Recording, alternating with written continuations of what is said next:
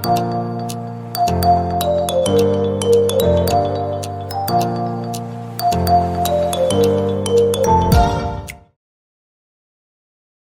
for Security and Intelligence Studies, the University of Buckingham in the United Kingdom. With great pleasure, I welcome all participants to this event. I let you know that we are recording this event. The South and Southeast Asia Security Research Center, University of Buckingham, in collaboration with the Center for Security, Strategy and Policy Research, University of Lahore, Pakistan, have organized today's lecture by Professor Julian Richards on intelligence studies as a discipline. Professor Julian Richards is Dean at the Faculty of Humanities and Social Sciences and Director of the Center for Security and Intelligence Studies at the University of Buckingham. I would like to say a few words about Professor. Professor Julian Richards is the author of 4 books, a number of papers, and book chapters on a range of security and intelligence issues. He has given formal evidence to government inquiries on privacy and security matters. He's a regular media commentator on security and intelligence issues for national and international media, including the BBC, Sky News, Al Jazeera, LBC Radio, and the Islamic Channel. His current research interests include a range of issues concerning global security and security policy, questions of extremism and radicalization, the development of techniques in intelligence analysis. I'm thankful to Professor Julian Richards for his time. However, before I invite him to give his lecture, I request Dr. Rabia Akhtar, Dean of the Faculty of Social Sciences and Director of the Center for Security, Strategy and Policy Research, University of Lahore, Pakistan, to give a welcome address. Dr. Rabia is also a non-resident senior fellow at the South Asian Center, Atlantic Council, Washington, D.C., and a member of the teaching faculty at NATO Defense College, Rome, Italy. Over to you, Dr. Rabia. Thank you so much, Dr. Tahir. I'm extremely grateful to Professor Julian Richards for speaking to our pioneering batch of intelligence and security studies. And we have widely, shared this link, so many other people who are interested in this discipline will also be joining in. So thank you for your time. I will just briefly say that, historically, intelligence-related training and education in Pakistan have been primarily housed within the military and governmental institutions such as the ISI, the Military Intelligence, or the Intelligence Bureau. And these institutions have had their own training programs, which are not typically integrated into civilian academic curricula. We all know that this field of intelligence is also inherently associated, with secrecy and national security concerns. And this sensitivity, limits the scope of open academic discourse and research that is typical in a university setting. And consequently, there may be hesitance to develop full-fledged academic programs that openly discuss and teach intelligence methodologies and findings. But we at University of Lahore have pushed these boundaries, and we want intelligence studies and security studies to develop as an academic discipline. And for that, I'm, extremely grateful for our MOU, through which, we will be learning a lot as to how you, have given your life to this discipline. And have established it at University of Buckingham and through your work as well. Generally, there is a lack of infrastructure for teaching and researching intelligence as an academic discipline, and this includes a scarcity of qualified faculty, who are experts in the field and willing to engage in academic roles, as well as a shortage of comprehensive textbooks or research journals that can support an academic curriculum. So I'm hoping that by bringing experts to our students from various regions of the world where intelligence studies is an established discipline, we will be exploring as to how this niche can be established in Pakistan. So once again, thank you so much for being here, and over to you, Dr. Tahir. Thank you very much, sir. Now, I just request to Professor Julian Richards for his lecture on intelligence studies as a discipline. And just after this lecture, we have a question and answer session for around 20 minutes. Over to you, Professor. Okay. Well, thank you very much indeed, Mohammed, for setting this up. Thank you very much to Dr. Rabia for establishing the connection. And I'm absolutely delighted today to be taking the next step in our growing relationship between Lahore and Buckingham, which I think can go in all sorts of wonderful directions. So it's a huge honour to be invited to speak to you all today, and I hope it will foster all sorts of discussions and questions and ideas afterwards.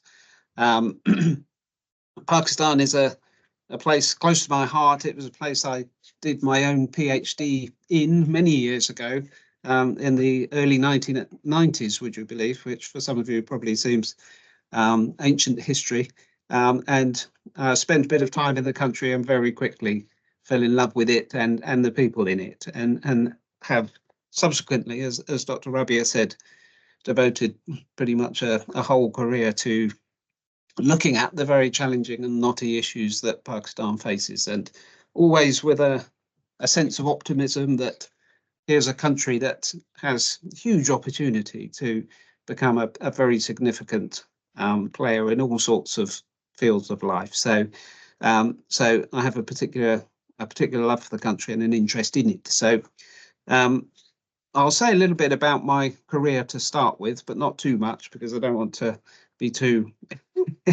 self-serving. I want to tell you about the intelligence studies as an academic discipline. So what I'll do is I'll show some slides, if I may, to guide me through the talk, and then, as Mohammed said, we'll have some questions and answers at the end, which can be absolutely not just about the academic discipline of intelligence studies, but as far as I'm concerned, really about anything to do with intelligence in a modern state and how we look at that creatively. So let me first of all share my screen. Little bit of clicking around to get that ready. Okay, so hopefully you can all see the Yes. The presentation there. Yeah. So I'll say a little bit about, we have a centre called the Centre for Security and Intelligence Studies at Buckingham, which I'll say a little bit more about in a moment. And within that, we have a research hub called the South and Southeast Asia Security Research Centre. Rather a long acronym, but that's a relatively new thing that we established last year, that established the connection with the CSSPR at Lahore. And I think it's going to go in some very interesting directions, as I said. So a little bit of, I'll get the self-promotion out of the way at the beginning. Much of what I'm going to be talking about today is drawn from a journal article that I wrote, or I had published back in 2016, unbelievably, called Intelligence Studies, Academia and Professionalisation. And I'll be drawing from that quite heavily today. I dusted it off in preparation for this talk today. I dusted it off to see whether and how anything had changed much since 2016 when I published that paper. And actually not a great deal has. But so that was useful in a sense, because it means that much of what was said in that paper is still very much the case today. As Mohammed said, I've published various books on intelligence and national security and extremism, radicalization, and I'm very pleased to say that the latest one is about a history of Pakistan's ISI organisation, and that's coming out later this year. I haven't got a precise publication date, but it should be early autumn. So do look out for that one. And that, for me, that was extremely satisfying to complete, because it was kind of the culmination of many decades of interest in this particular subject and the coming together of various strands of inquiry and research on it.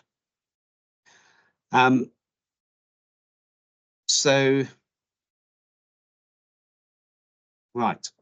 So it's quite interesting that the centre at Lahore is starting out on this journey in a way, because we started out on this journey back in 2008 at the University of Buckingham.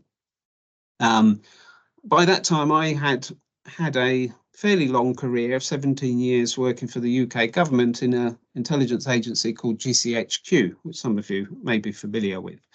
So having completed my PhD in Pakistan, I went into government service for some years and was very happy doing that, and learnt a lot about the intelligence architecture in the UK at a very interesting time, because I joined that agency in 1992, which, as you will know from your history, was immediately after the end of the Cold War. The Soviet Union collapsed in 91. So in 92, this agency, which had been very, very significantly oriented towards looking at what the Soviets were up to, was suddenly trying to work out what it was for and what the new direction should be. So it was an extremely interesting time to work there, and it took me into the new era of terrorism and counterterrorism and transnational crime and all sorts of issues of that nature. Now, fast forward to 2008, and the subject of intelligence studies had started to become a solid academic discipline, and I'll say a lot more about that in a moment. So I was wanting to do something different. Government service is great, but there's only so much of it you can do in one lifetime. So I wanted to utilize the experience and knowledge that I developed in a different way. So I'm often in life, things are very happenstance. I happened to bump into an academic called Professor Anthony Glees, who had a lifelong interest in intelligence, but from an academic perspective. And the two of us decided to set up a new academic centre at the University of Buckingham. Initially in very much an experimental mode. We opened our doors in 2008 with 2 master's students. The idea was that we'd run them through and see if we could attract any more the following year. And I'm very pleased to say that the rest is history to a certain extent, and then it quickly became clear that there was a strong interest in this subject at an academic level, and we developed onwards and upwards from that period. So now we have a range of programs at undergraduate and postgraduate levels. We introduced a bachelor's program in 2019, I believe, in security, intelligence and cyber, because cyber issues have come into the subject latterly. And we have about 150 students across all of our taught and research programs. And we're very fortunate at the University of Buckingham to have a very heavy orientation towards overseas students. So more than 50% of our students are from countries other than the UK itself, which is tremendously satisfying for us, because it leads to a very rich and vibrant debate about issues to do with intelligence and security and counterterrorism and so on. Our particular focus is very contemporary as far as we can, and contemporary policy considerations. So a lot of intelligence studies, as again I'll describe a bit more in a moment, particularly in the UK, is quite historically focused. It's focused on things that happened in the dim and distant past, but we like to be as contemporary as we can to talk about the issues and the challenges of the day, but to add a theoretical and academic context to those discussions, which to some extent is what a university does. It's why it makes sense to do this at a university rather than just a training institute, or, as Dr. Rabia described, within an intelligence service itself. And the other important role of a university is to grow careers amongst its students, career pathways. So the sorts of people that we've had and continue to have on our programs are people that we consider to be the policy makers and decision makers of the future in both public and private sectors. So a lot of intelligence studies focuses on state intelligence services and organs and so on. But there's an increasing private sector activity and set of organizations and stakeholders in the world of security and intelligence. And there are lots of careers and jobs to be had in those areas. So we try and prepare our students as best we can. Although intelligence studies has become a subject in its own right, it's still a relatively small one and a relatively niche one. And there aren't many places that do it as a dedicated subject in the way that we do. So in the UK, for example, there are only 3 centres really that have a complete security and intelligence studies centre: ourselves and Brunel University in London and King's College in London. There are lots of other programmes, politics and strategic studies and international relations programmes around the place that have elements of intelligence in them. They'll talk about intelligence as part of statecraft, but no others do it as a whole subject in its own right, at least not in the UK, and there's surprisingly few across the rest of the world as well. So that gives you a feel for the size and shape of this subject academically. Now, a brief history. The intelligence studies as an academic subject actually originates in the Cold War, and it started to emerge in the US as so many things do in the latter stages of the Cold War, so in the mid to late 1980s.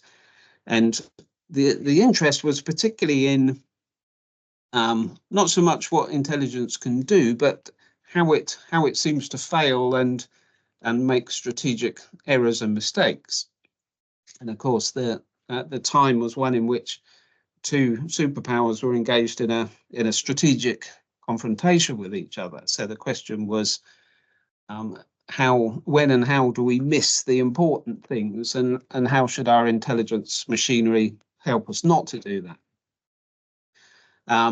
A lot of interest in state policy making and how that's supported by covert intelligence.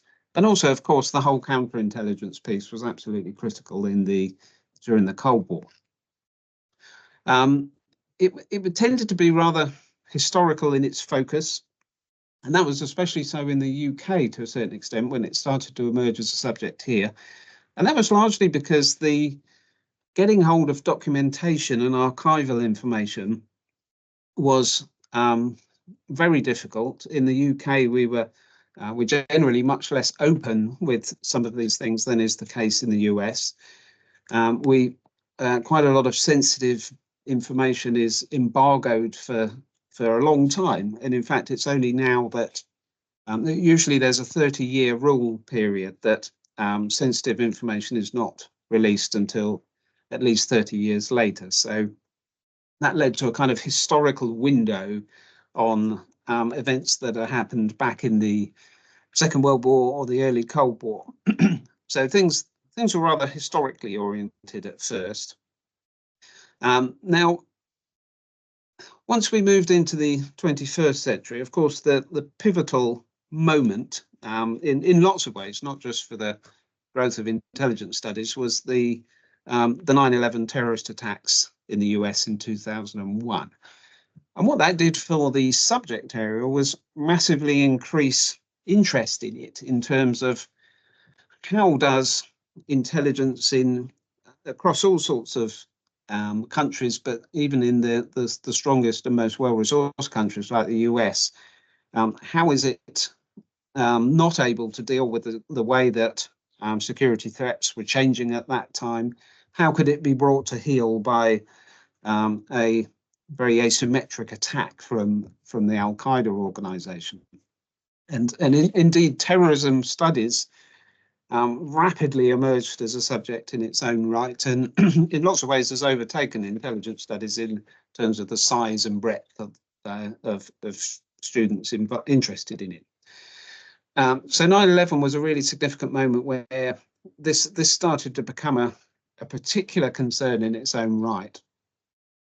And it's really grown from there. So my aforementioned colleague set up a centre in Brunel University in 2003, which still goes today, and we followed suit in 2008.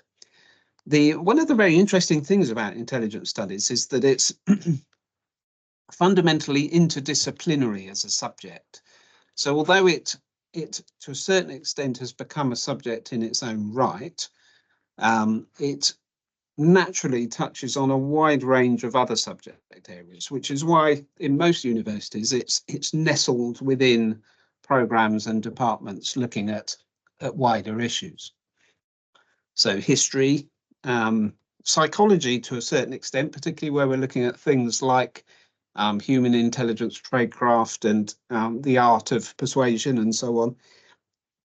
International relations, defence studies, and latterly cybersecurity programs are including elements of intelligence studies within them for obvious reasons. So if you look at where intelligence studies fits in different universities, you'll often find it fits within either a history or a politics or an international relations department. And that kind of makes sense because it's part and parcel of those issues. The subject was, and to a large extent is still, very dominated by what we call the Anglo-Saxon world. So the Western English-speaking world, to some degree, overlapping more or less completely with the Five Eyes set of countries, the US, UK, Canada, Australia, and to a lesser extent, New Zealand. And most of the academic output, most of the academic journals are situated in those countries still. And I'll say quite a bit about how that is changing and needs to continue to change. And that's, of course, where things like the centre at Lahore become very, very significant. Israel has also been significant, and particularly interested in, they have a number of programs and modules on programs in their universities in contemporary intelligence, tradecraft and strategy, perhaps not surprisingly. The International Studies Association annual convention, which happens every year in North America, it fluctuates between, it moves around the US and Canada, happens in April every year. Some of you on this call may have been to one of those annual conventions. It's absolutely huge and covers everything to do with international studies in its various shapes and forms. And it has a number of what they call sections, which are essentially sub-conferences. And the intelligence studies section in that convention is a growing and significant one.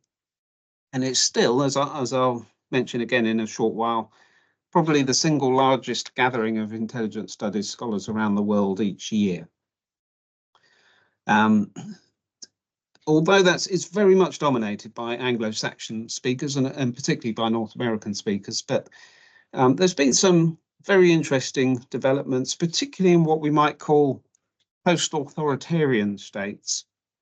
So states either in Latin America, which were for a long period in the Cold War were dominated by authoritarian military regimes, or in Eastern Europe, countries that were part of the communist bloc, which are now, to differing degrees, becoming modern democracies. And in those countries, there's considerable interest in how intelligence was part of the oppressive security state in the past and how it can reinvent itself to be part of a modern democratic state. So there's some very interesting analysis going on academic analysis going on in some of those countries, notably in Spain, which was under a military dictatorship until 1975, Certain Eastern European countries like Romania is particularly significant, Brazil, Argentina, and also to a certain extent Indonesia.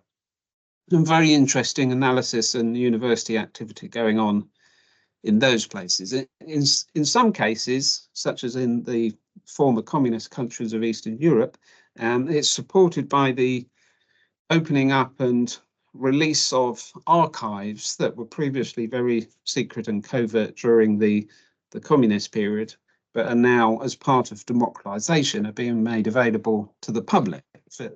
And very often it's revealing all sorts of very uncomfortable things about who was being spied on, what the connections were between the intelligence services and academics and officials in government and so on. But there's almost a kind of mission there, a democratizing mission, which we might say a bit more about in a short while. So that's interesting. Although in a lot of those other countries, historical cultures around intelligence, and particularly discomfort about the way that intelligence services were a part of the secret and oppressive state, can make intelligence studies difficult.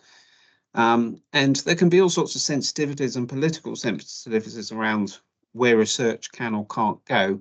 And that can, in some cases, limit free and thorough debate on the issues in ways that's not quite so much the case in some other Western democracies, for example. So that's something we might want to consider and talk about. As far as the subject has gone itself, there are a couple of key questions that are useful to ask ourselves at this moment. So this is a classic sort of academic question that we might ask. What is intelligence studies for, and who is it for? Perhaps more importantly, is it for practitioners of intelligence, either current practitioners or people who wish to become practitioners of intelligence, or is it about intelligence? Is it an analysis of not necessarily preparing people to go into the business, but an analysis of the business, if we call it that? And of course, a closely related question is, why should academia be involved in this? Why universities?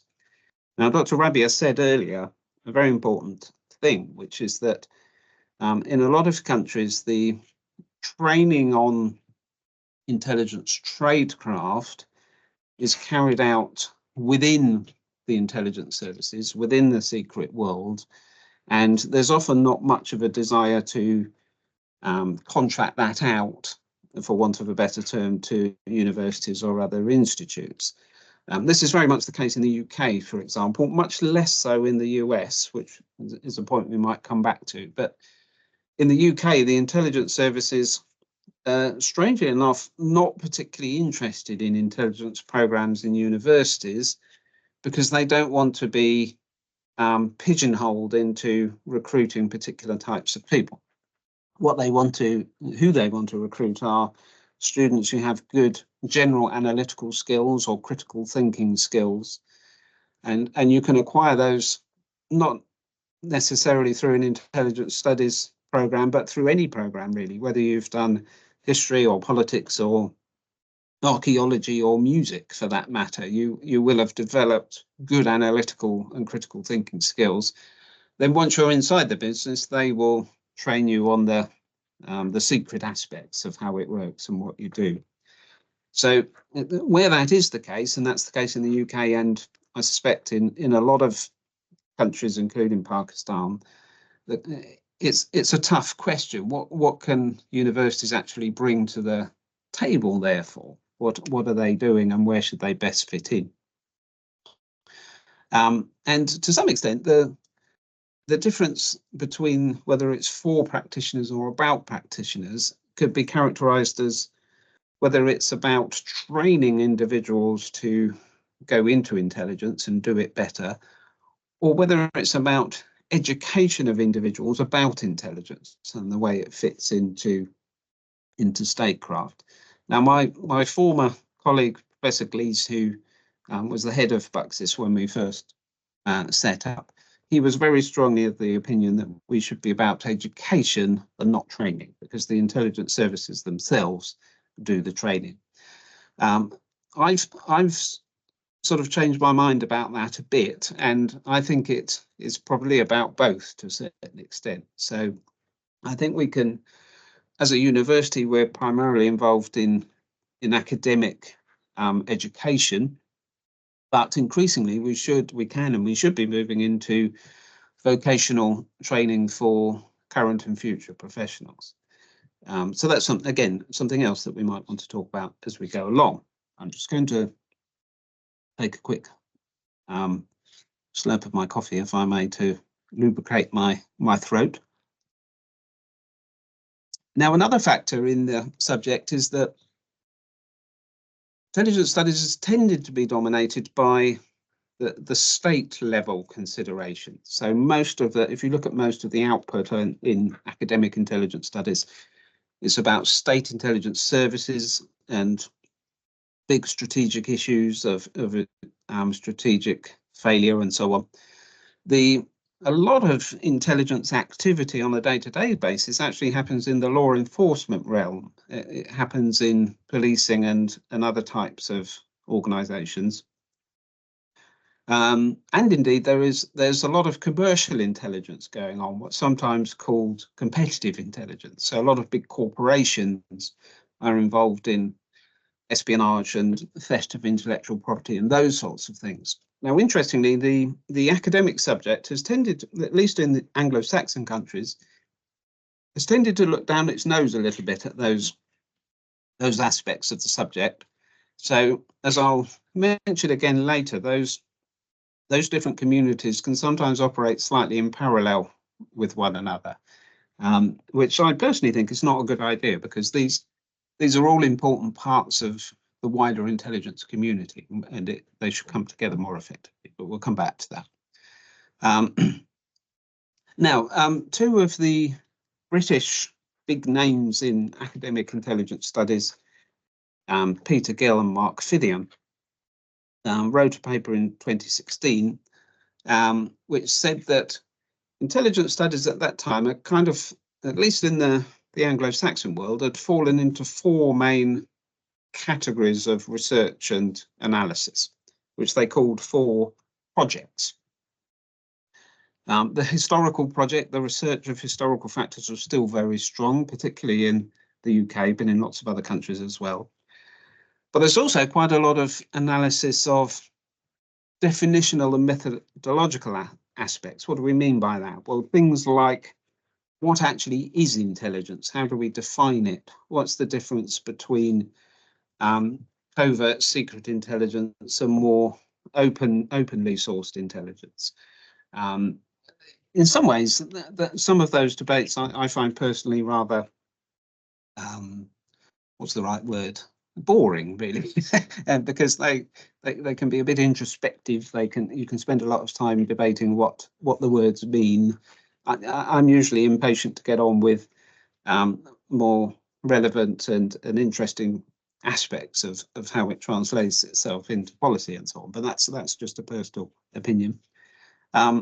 There's also a lot about organisations and the function of intelligence within states, which is very important, because you can have the best intelligence analysts in the world in your organisation, but if the way it's set up in government or in an organisation is faulty in some way, so if there's problems with the speed at which intelligence gets promulgated up to the key decision makers, if there's bias or political bias or competing factions within government, those are organisational factors that can have a very big bearing on whether intelligence is successful or not.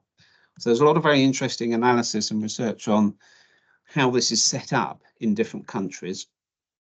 And then finally, there's the government's and policy project, because remember that if we're thinking about the state level or even about law enforcement, intelligence is there to drive decisions and to drive policy and strategy. If you're setting up a new counter-terrorism strategy in your country, one of the key sources of information that you need is good intelligence on what's happening out there, what sorts of threats are we facing, what are the levels of the threats, where can we focus our energies. Now, how intelligence does or doesn't drive policy and governance will vary a lot, partly depending on whether you're living in a democratic state or a more authoritarian state. There are well-functioning and badly functioning democracies and well and badly functioning authoritarian states. And often it's about that connection with the process of governance. But it's also about some more philosophical and ethical factors, such as what levels of surveillance do we feel comfortable with in our particular country? How far should the intelligence services be constrained by laws and accountability? What information should we have the right to know about, even if it's secret information? These are very important debates which change a lot over time, and sometimes they change in response to technological changes. So the rise of ubiquitous personal data, for example, how much of that should the intelligence services have access to? How long can they store it? What purposes can they use it for? So on and so forth. These are particularly vibrant debates in democracies, actually, because the general expectation in a democracy is towards more openness and more accountability. So there's a lot of interesting research in those things. One other factor that's worth mentioning is about the sorts of people that end up teaching in universities or supervising research students. Now, in a lot of places, there's what's called a revolving door situation where some of the best people to teach this subject, well, not just this subject, but any subject to a certain extent, are people who've had experience of doing it, if you like. So myself, for example, am a person who has passed through a revolving door. So I've gone from doing intelligence to teaching people about it based on my experience. There are, if you look at intelligence studies departments across the world, there's usually a mixture of people who have had some experience of defence or intelligence in the past, and others who haven't, but who've come at it from a entirely academic direction. Now, in different countries, there's different facilities and possibilities for having that cross-fertilization. In the US, for example, a lot of intelligence studies scholars and teachers are people who used to work in the intelligence services. The system is amenable to that happening.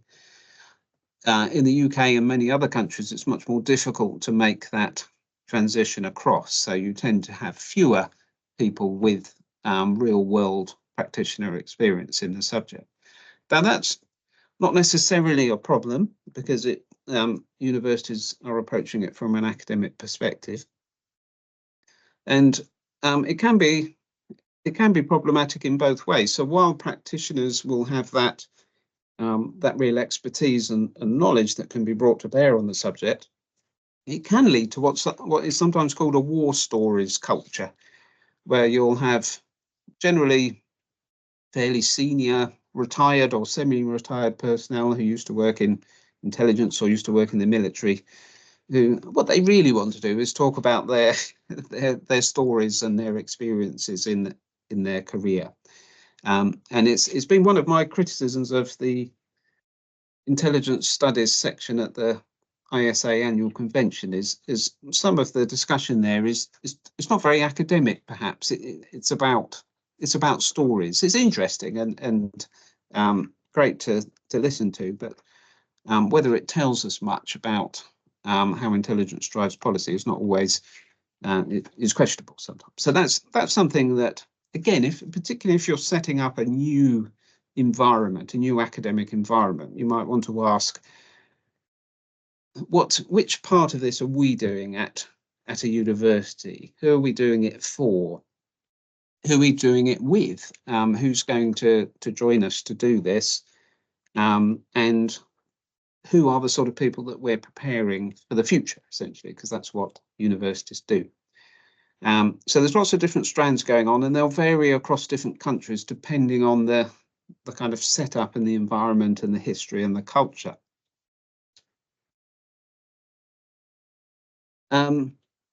Academically, there are a set of key journals. Many of us know that one of the best ways to progress as a respected scholar is to get articles published in high-ranking academic journals. And there's actually relatively few of them in the intelligence studies world, partly because it's in that still relatively small and niche position compared to some of the really big subjects like international relations or politics or so on and so forth. And again, you can see from this list here, these are probably some of the key high-ranking academic journals in the subject.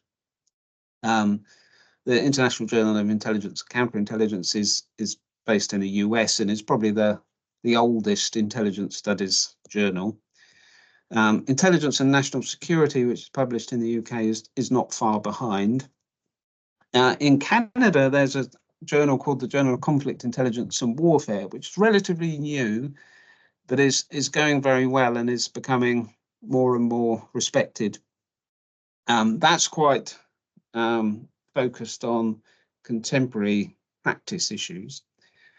In Germany, perhaps curiously, a Journal of Intelligence History has been established, which is connected with a Institute of Intelligence History, and there are some Israeli characters who are on the board of that journal, because Israel is interested in that as well. And another sort of plug for the University of Buckingham is that we are this very year launching a new Journal of Applied Operational Intelligence, which is very much focused on practical contemporary intelligence, operational intelligence considerations, particularly but not exclusively in the law enforcement world. And that's looking like it's generating a lot of interest, so that could become important. And you can see across that list, there's a mixture of quite operational oriented outputs and more historical theoretical outputs.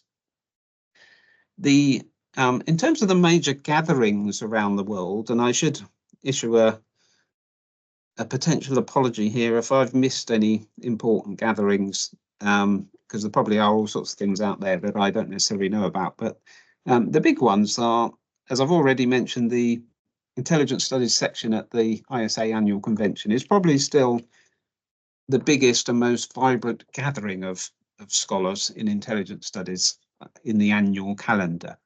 And I would certainly recommend anyone who's up and coming in the subject, if you can get yourself over to that one at least once, it's very, very fruitful. Because it's so big and so interdisciplinary, the networking possibilities at that conference are tremendous. You can quickly generate all sorts of networks for similar scholars across the world. It's expensive, though. That's the problem. Going to the US for any length of the time these days is rather expensive, so it's tricky. We've just started there's a corpus of UK-based intelligence studies scholars who did used to have an annual conference, then it kind of fell into abeyance, but we're starting it again this year. First one is in Cambridge in a few weeks' time, and we're hoping that will become an annual event. An organisation called CSSPR-SSEASRC, which is based in Canada, the Canadian Association of Security and Intelligence Studies, is a very interesting organisation. It actually has two wings because Canada is so huge. There's an east wing and a west wing.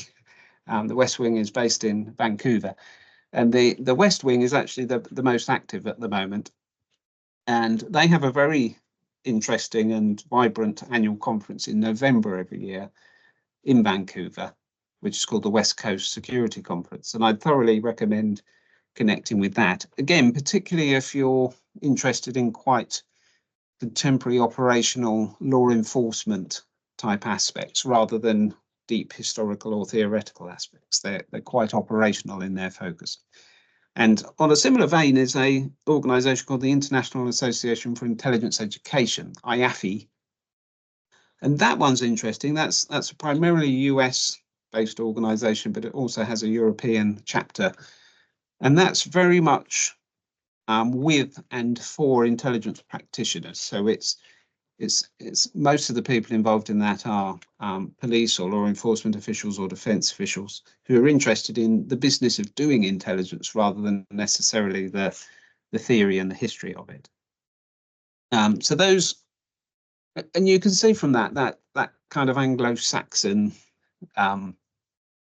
dominance of the subject. I mean, that happens in a lot of subjects, to be honest, not just intelligence studies, but and that perhaps brings us on to so what might we want in the future, and this might be some of these things are things that Lahore and others can really help with. So I've been saying for many years, as have others, that we really need to increase the diversity of intelligence studies scholars in several different ways. So we need to move beyond what some have called the Anglosphere.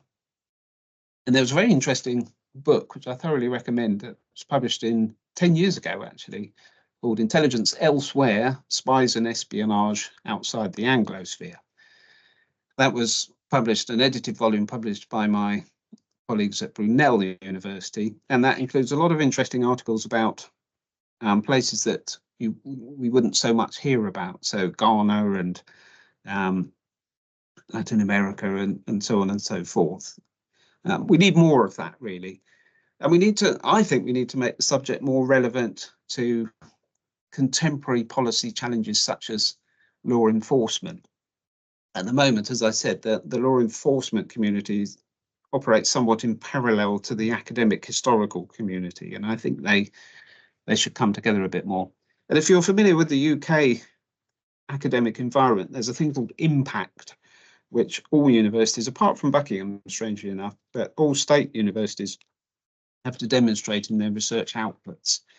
And it's a good discipline that increasingly research outputs should have some relevance and some impact on the real world, whether it's affects a change in policy or strategy or takes the understanding of a subject forwards in important ways. And that's always a good discipline.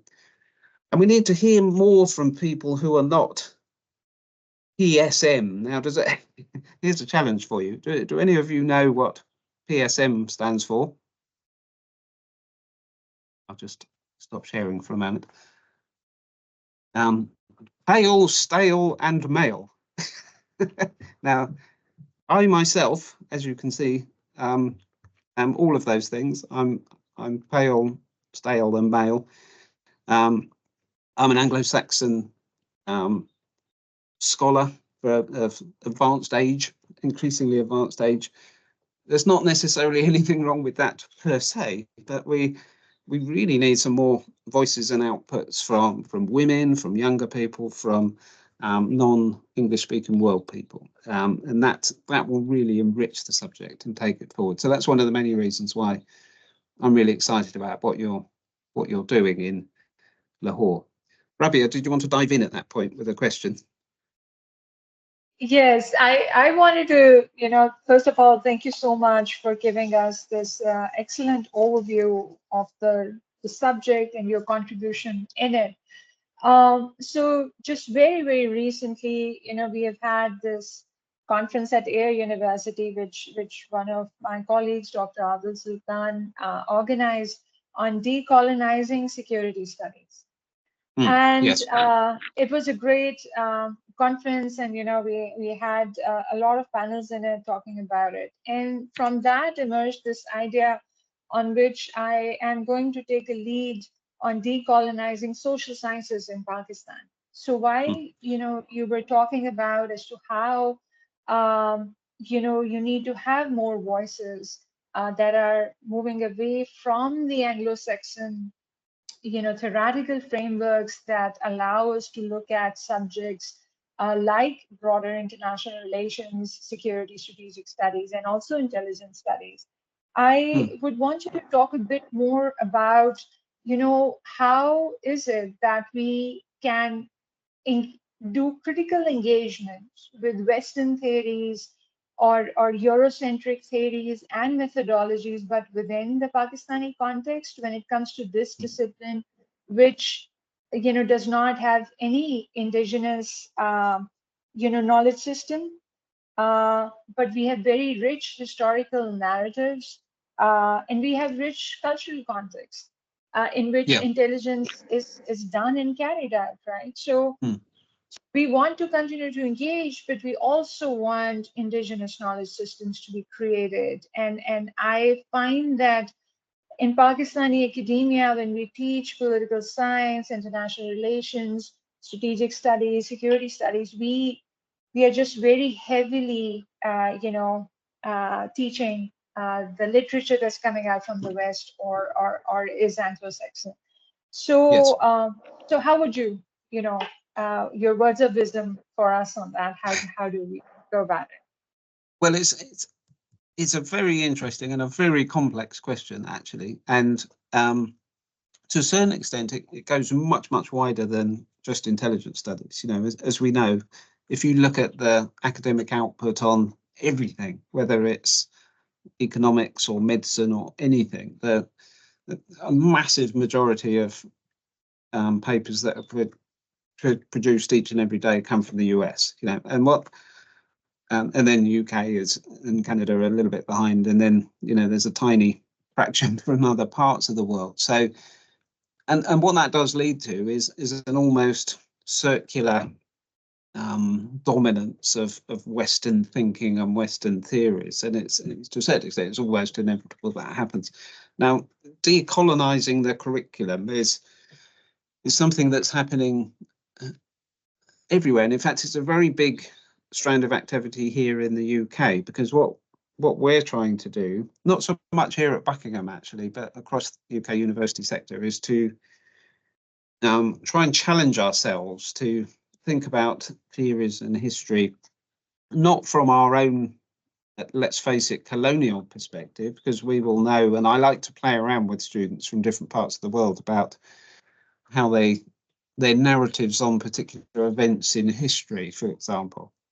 One of my favourite ones is the events in 1857 in India, which we call, as you know, or traditionally we call the Indian Mutiny, or sometimes we call it the Sepoy Rebellion in our history. And actually, most British students, if you say what happened in 1857, they'd have absolutely no idea and just don't know. It's not taught in schools. Whereas if you ask some students from India or Pakistan what happened in 1857, they will say, well, that was the first war of independence. Now that, just in those different sets of words, you've got a wonderful and fascinating difference of opinion. So so we're trying to, not just outside of Europe itself, but within Europe, there's a lot of efforts to try and tackle this, to recast this, to try and think about different narratives and different histories. Some of that's a bit self-critical in the UK. There's quite a big kind of introspection and self-criticism about our colonial past, and usually it's to do with our role in the slave trade, going back much further than 1857, but also about the ills of colonialism, basically. So I think, in answer to your question, this is a big project that will take a long time. The best way, in my view, is to start to get those names out there who publishing decent scholarly work.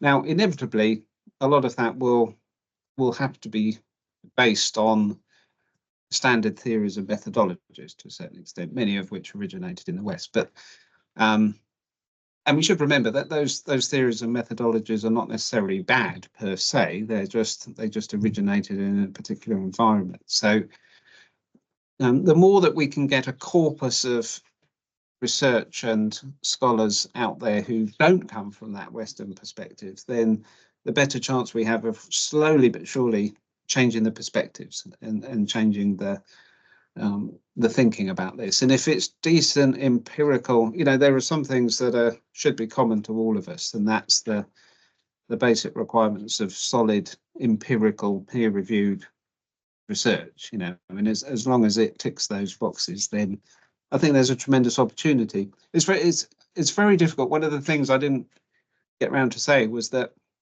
in a lot of countries, intelligence studies is doubly difficult because, and I suspect this is the case in Pakistan to a certain extent, because A, access to sensitive information is probably extraordinarily difficult, and B, access to it, and in some cases critical commentary of it, is difficult.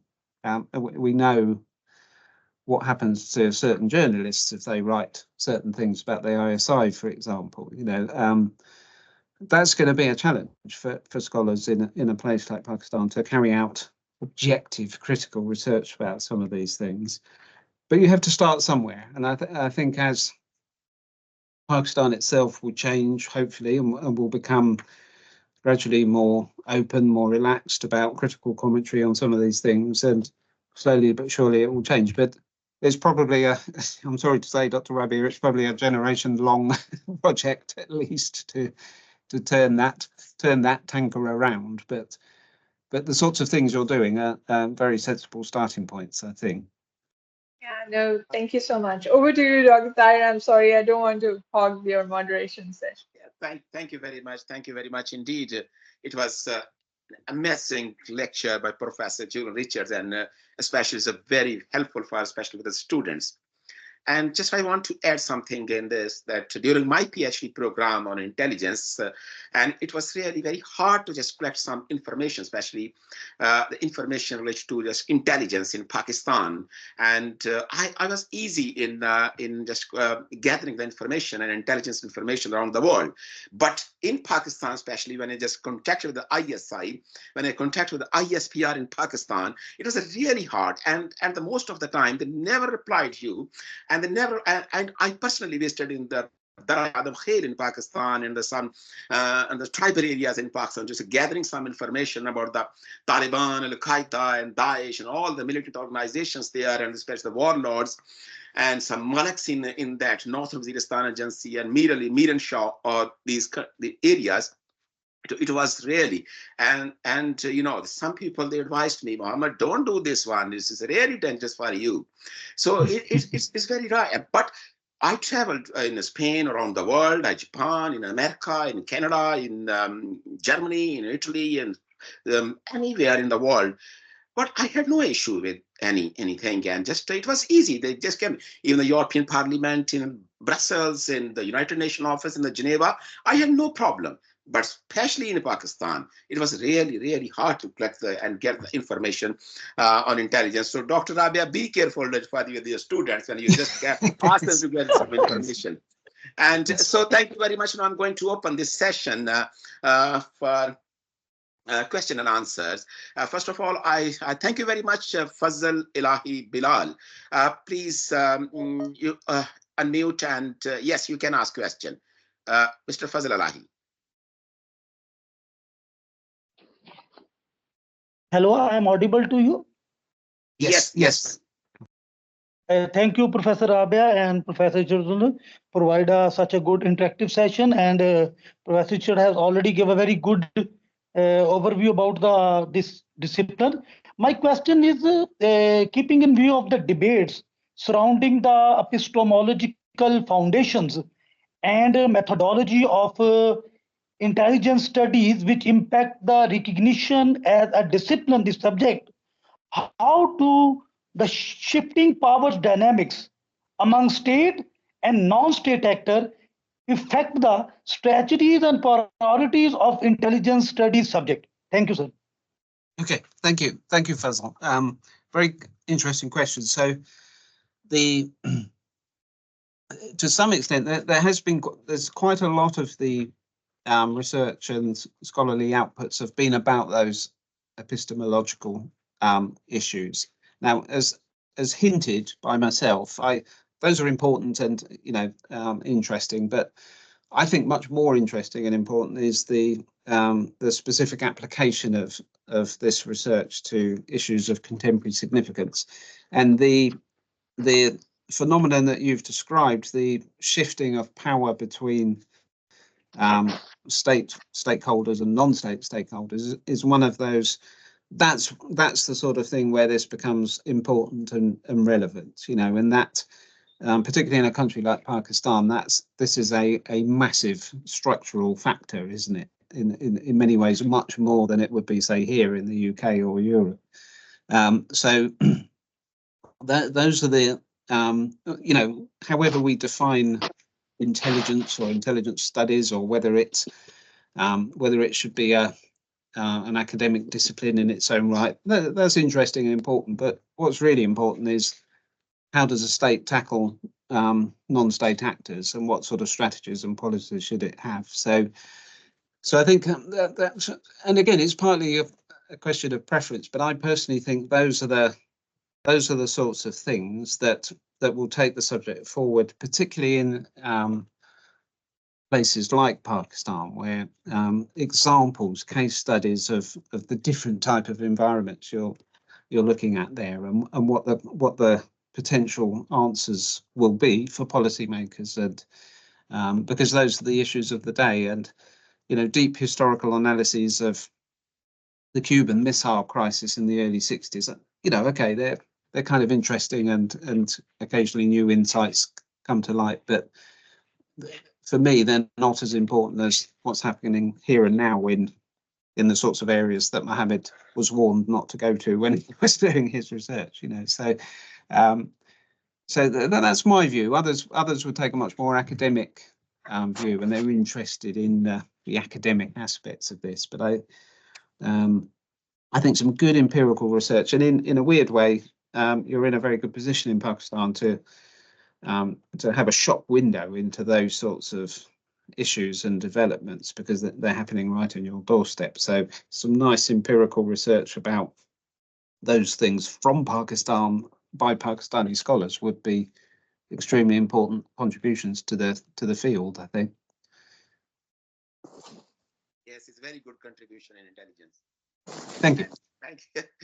Thank you very much. And thank you very much. And Mr. Ali, can you hear me, please? Mr. Ali. Yes.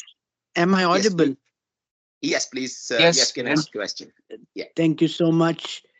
First of all, Dr. Tahir, I would really laud you for going all the way up to the gun capital of the world, Dara Adam Khail, and then to Mir Ali and Miran Shah in former North Waziristan and now North Waziristan district. So that must have been one hell of a task. So I look forward to any of your researches coming out of that. Dr. Julian, thank you so much for giving this riveting lecture. I was reading your 2012 article on the intelligence dilemma, and you raised a number of important points with regard to the tiff between accountability, generating security, and liberal democracy. Since you have worked a lot on cybersecurity issues as well, especially with reference to terrorism, do you, if I were to ask you, would you rewrite that article in light of emerging technologies as a hindrance to intelligence operations? My second question related to all this is, you talked about ethics in that article. So has the discipline been able to create a normative value or norms about intelligence or intelligence gathering? And just one quick question, I don't want to lose the suspense on your book, but how different is your book, will your book be from Klassen's Faith, Unity and Discipline? Okay. Okay. Thank you, Ali. A number of important questions there. First of all, I'm delighted that somebody out there actually reads my articles occasionally. This is always a tremendous discovery by an academic that somebody actually reads this stuff. So that's great. Intelligence dilemma, yes. Well, would I rewrite it? You know, you give me an idea, Ali, that perhaps I should do an updated version of it. But yes and no, I think is the answer to your question. The central principles of having accountable and overseen intelligence services are, in my view, still as relevant as they ever were, and are still absolutely critical to the building of a solid democracy.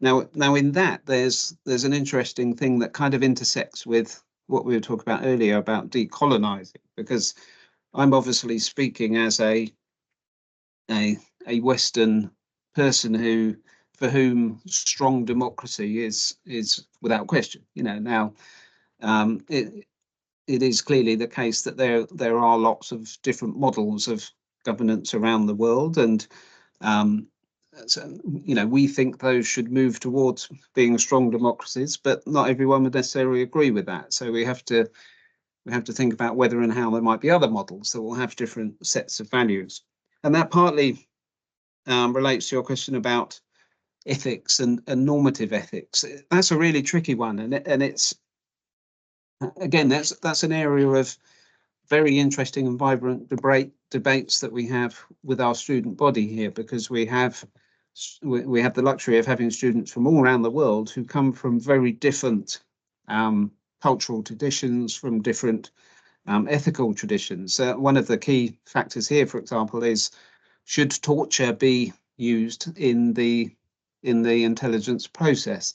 Now, we Brits would say absolutely not, you know, and the official government statement is we never torture people, and we never ask others to torture people on our behalf. Now, whether that's actually true is another question, but that's the official statement on it.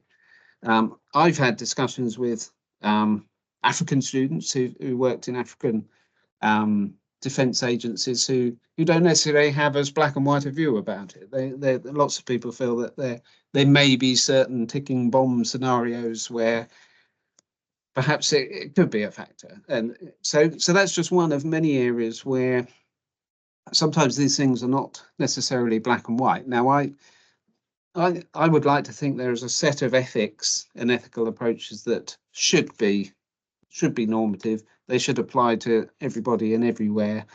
We're all human beings after all, but there may be grey areas around the edges that might need to be considered in different places at different times. And again, I frustrate a lot of my colleagues by saying there are no right or wrong answers with all of this. That it's all about developing opinions and points of view, and there are ways that we feel are the right ways to do things, but those won't necessarily be shared by others around the world. So the point is that we debate that and think about it.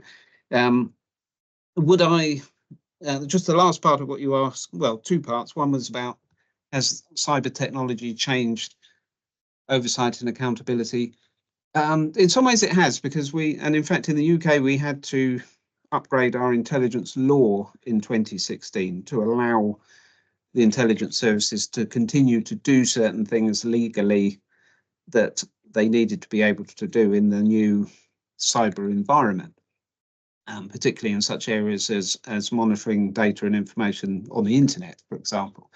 So that did lead to a change, but the point was it was a properly legal parliamentary change that was open to everybody, and in which the basic principles of oversight and accountability still applied exactly the same ways that they did before. So, and having clear intelligence law is, in my view, one of the key things that every state needs to have. And you will know in Pakistan that it's something you don't have, and I personally feel you really should. The last point was, is my book going to differ from Faith, Unity and Discipline? Gosh, that's a really difficult question. I mean, I very much admire that book, actually, so I wouldn't like to arrogate myself to say mine's going to be better or particularly different. I've said to Dr. Rabia, it's a historical analysis. It's not, if you're looking for some earth-shattering revelation in it, then don't, because you you won't find one particularly. But I hope it's just a different perspective and a different spin on things that might be interesting. Thank you very much. Dr. Yes, Tahir, please. may I suggest, Yeah. in the interest of time, can you just collect questions and then give the final floor to Professor if he wants to pick and choose from those, because we're running out of time. We have Yes, three I'm sorry. more. Yes, I'm going on too long. Just after 15 minutes, we just close this section, and then we have closing remarks by Dr. Rabia, and so that's why just three more questions we'll take, and then we just close this one. So in the list, I have a Dr. Abdul Waris. I request Dr. Abdul Waris, please go ahead. You can ask a question. Oh, Abdul Waris, please. Thank you, Dr. Tahir. I really appreciate Professor Julian's time and his deep insight into the subject. I actually had 2 or 3 questions, but most of them were wrapped up in Ali's question that Ali asked. But I request you, Abdul Waris, I'm sorry, I apologize if you just ask one question. I'm really apologizing. I'll be sticking to one because rest have been actually answered. But do you think, Professor, that the current intelligence studies is really overshadowed by Cold War and a lot by, we hear a lot of Cuban Missile examples all the way when we are discussing intelligence and everything. So do you think Cold War is dominating, the Cold War narratives are dominating, whereas I think the intelligence paradigm changed after 9/11? A lot's changed in the paradigm of intelligence after 9/11, but still Cold War narratives are yet a lot more dominating. Yeah. Okay. So I'll take a couple more questions and do them in a batch. Yeah, I have 2 more questions. I just Faisal Manir. I request Faisal Manir. Can you ask a question? Faisal, can you hear me? Faisal Manir, can you hear me? Can you hear me? Yeah. Yes. Yes. Please. Yes. Thank you very much, Dr. Rabia, Dr. Tahir, and Dr. Julian. A small comment. First is about the just intelligence theory, which gave us the ethics. It was a long time said by the Ross Belbey, Angela Gabriela, and Michael Cullinan. My question is, in Pakistan's contemporary, is a semi-authoritarian state, how you are going to convince students, to come when the research is very challenging, getting the information is very challenging. What is to be the motivation for the students to come forward for this important discipline, which we are missing for a very long time? Thank you very much. Okay. And the last question I request to NDU. I think this is a National Defense University. And can you hear me? Yes. Am I audible? Yes, please. Yes, yeah. you are. Go ahead, yeah. please. Go ahead.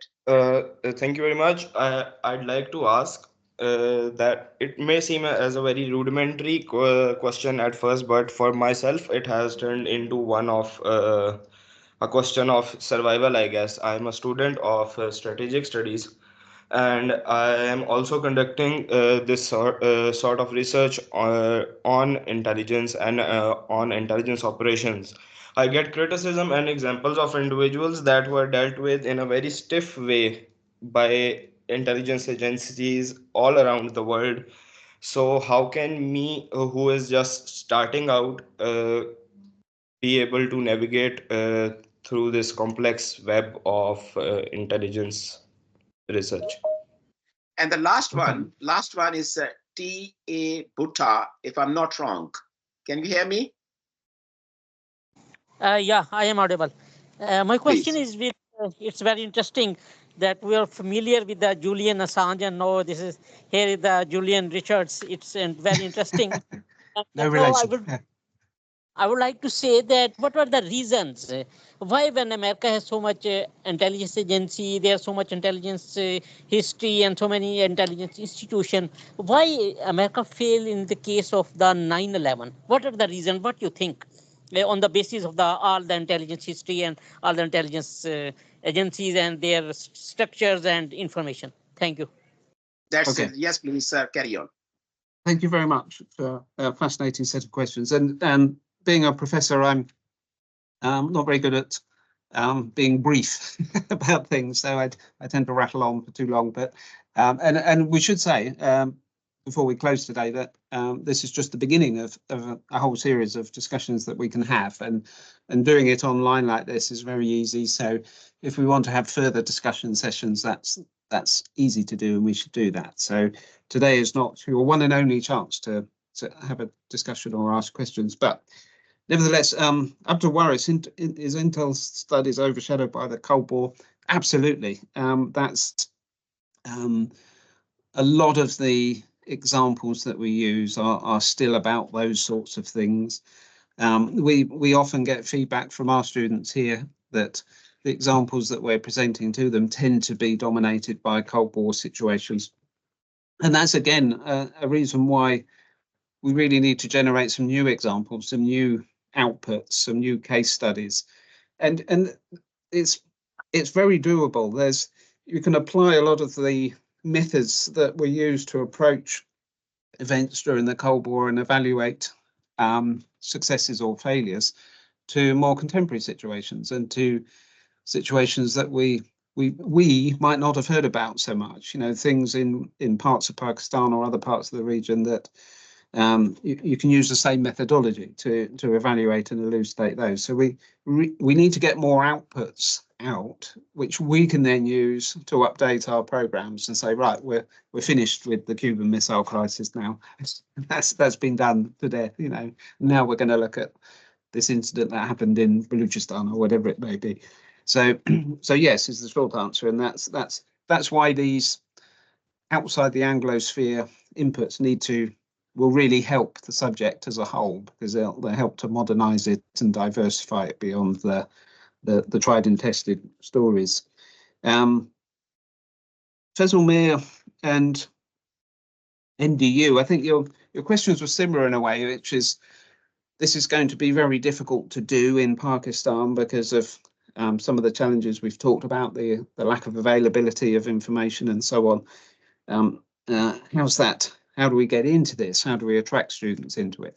Well, the thing I would say is, yes, it is going to be very difficult, but we shouldn't, as with many things in life, we shouldn't allow ourselves to be defeated by those challenges. If you think creatively, and in a way, this is where the interdisciplinary nature of intelligence studies is a real strength, because what that means is it gives you lots of different avenues for research that are not necessarily dependent on getting hold of secret or sensitive information.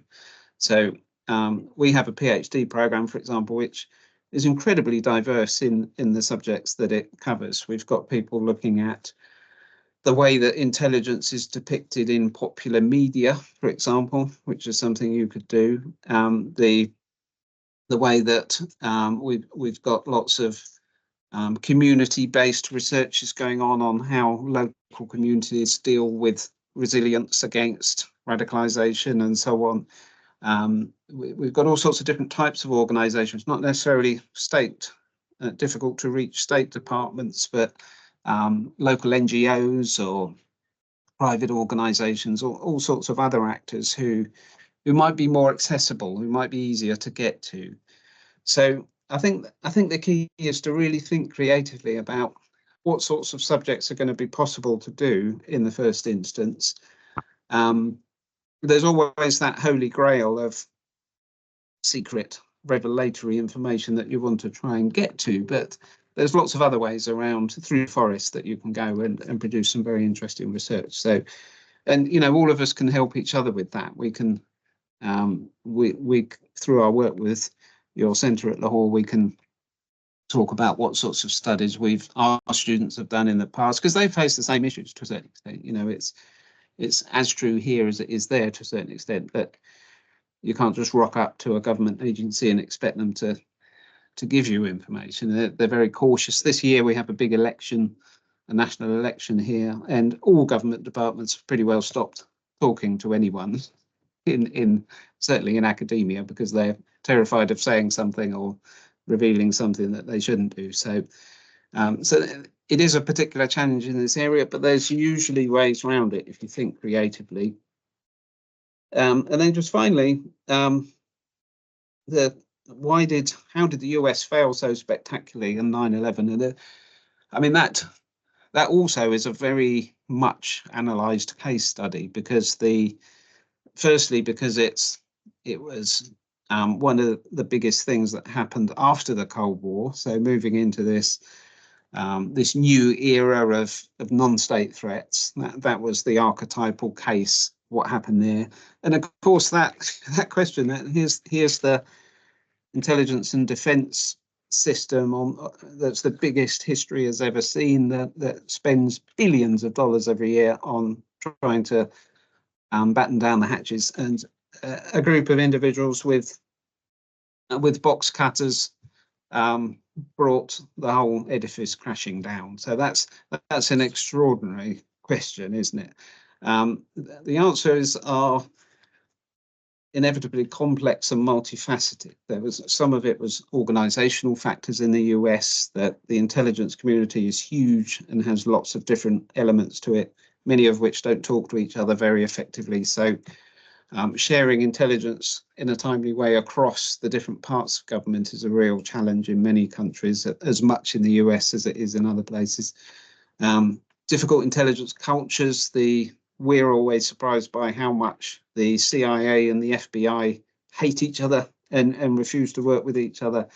It's much worse there than it is in the UK, for example. And that is prevalent in a lot of countries. There's schisms between state intelligence and law enforcement intelligence bodies.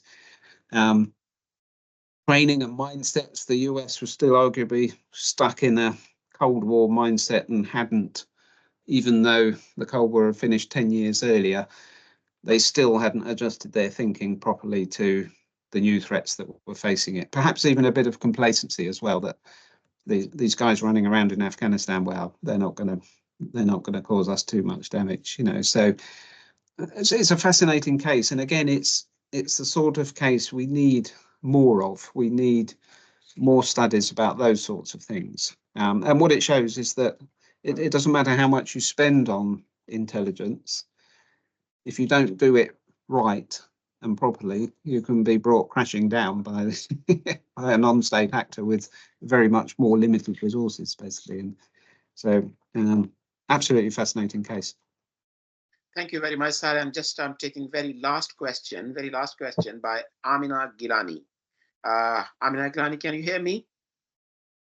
Yes, I can hear you. I hope I'm audible. Yes, please. Yes. Okay, so thank you, Dr. Richards, for your insightful talk on the subject. Please ignore please pardon my ignorance on the subject, but it's probably a very basic question that I wanted to put forward. Considering if academic programs and intelligence studies in public institutes are also for the purpose of training, does that limit the aspect of identity secrecy? Especially in countries like Pakistan, where terrorism is rampant, and the idea that it can be, a loose end, considering if subjects are taught in public universities? Yes, thank you, Amina. No, that's not a rudimentary question. That's a very interesting and important question. Thank you. It's a really important thing, and it is a factor. To a certain extent, or it can be. That's partly why in the UK, for example, the intelligence services, as I mentioned earlier, are slightly wary of being too closely connected to universities, because they perceive a potential risk there in terms of the identities of people going through. In the US, there's much more. There's a university in the US called Mercyhurst University, which is in Erie in Pennsylvania, and they're much more focused on training individuals who are then placed into the intelligence sector.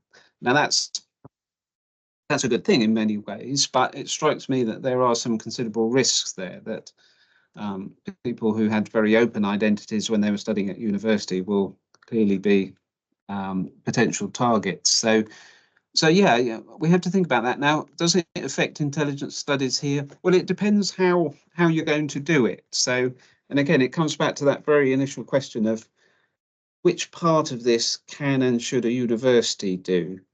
I think if you know, some of the people who come on our courses do go into roles in the intelligence services. Some of them already have roles in the intelligence services, but quite a lot of them don't. They go into other fields of work or other fields of inquiry. They might go into further academic research as well. So so there will be different risks for different people. And I think there's, it's something we have thought about, you know, that we could be a target potentially as a centre, you know, a school for spies. We were once called in the press here.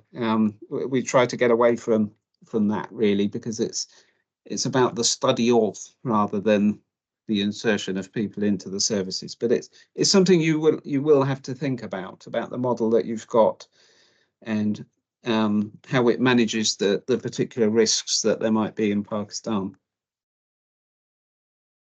Thank you very much. Before I request Dr. Rabia Akhtar for closing remarks, and thank you very much all participants. And I want to share with you that we are planning more academic events with the collaboration of both institutions, University of Buckingham and University of Lahore in Pakistan.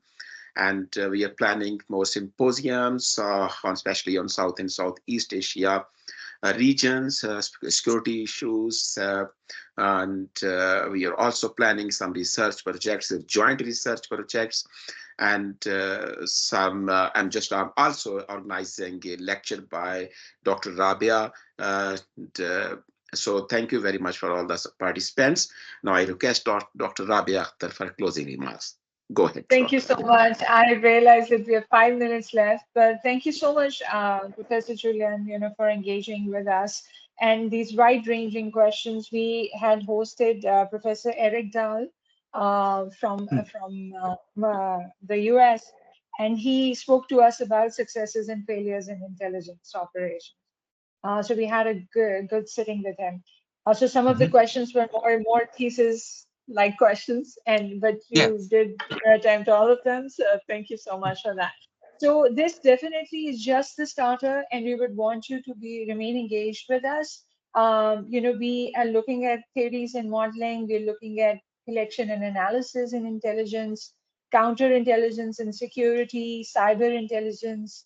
We'll be talking about case studies, various intelligence agencies around the world, then intelligence, terrorism and counterterrorism, international cooperation and intelligence agencies, artificial intelligence in broader intelligence and what role does it play, and some of the future challenges for intelligence. So I would definitely get back to you and engage you, you know, in some of these topics that I've listed. But thank you so much for being with us here today and for your time and your talk. And thank you so much, Dr. Tahir, for organizing this and moderating this session. And thank you everybody for asking great questions. Thank you very much. And I invite all the participants that we have South and Southeast Asia Security Research Center online journal. And we welcome research papers, articles on security and intelligence and contemporary security issues. So they can contact me, they can write article, they can submit us. So if they are, you know, well, we will publish that. And once again, thank you very much for all the participants, and very big thank to Professor Julian Richards, and a huge thank to Dr. Rabia, Dr. Faraz, and everyone here. And have a wonderful rest of the day. My salute and thank you very much. Especially she's Samia. She's with us. Simab Heather. She's still with us from very beginning. Thank you very much, Simab. And a very good day. Thank you. Thank you, Fazl Alahi, and thank you very much. Thank you, Hassan Zabel. Thank you. Thank you very much indeed. Thank you, everyone, and thank you, Mr. Gokul. Thank you. Bye. Thank you. Thank you so much, all of you. Thank you. Bye. See you soon again. Thank Thank you. you. Bye. Bye.